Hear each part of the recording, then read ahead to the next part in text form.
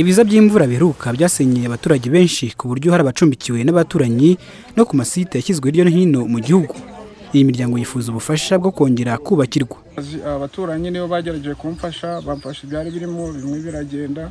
Ibyo nagerageje kurokora ubu ngubu nibyo nari mfite, ariko nari ndi ku muturanyi we yacumbikiye, ntabwo nkiri muri iyo nzu. Icyo nasaba leta ubufasha, namwe nk'itangazamakuru, nuko mwadukorera ubuvugizi bakareba ukuntu badufasha, bakaturwanaho, tukareba uburyo wenda badutiza imbaraga, bakadufasha wenda aho turi, tukareba uburyo wenda twahemuka. Ni muri urwo rwego uruganda rwa Twiga Cement rwashyikirije Minisiteri ishinzwe ibikorwa by'ubutabazi toni 68 za sima izakoreshwa mu bikorwa byo gusana no kubakira imiryango yasenyiwe, nk'uko bisobanurwa na Mukama Augustin, umukozi w'uru ruganda.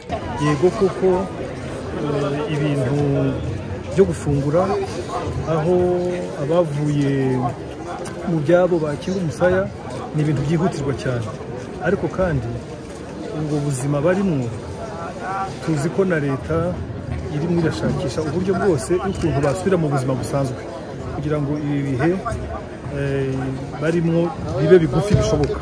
Umunyamabanga uhoraho muri Minisiteri y'ibikorwa by'ubutabazi Habinshuti Philippe avuga ko iyi nkunga ari mu bikoresho bikirimo gukusanywa mu bice bitandukanye by'igihugu mu myiteguro yo gufasha abaherutse kugerwaho ingaruka n'ibiza kwigobotora ingaruka zabyo mu buryo burambye.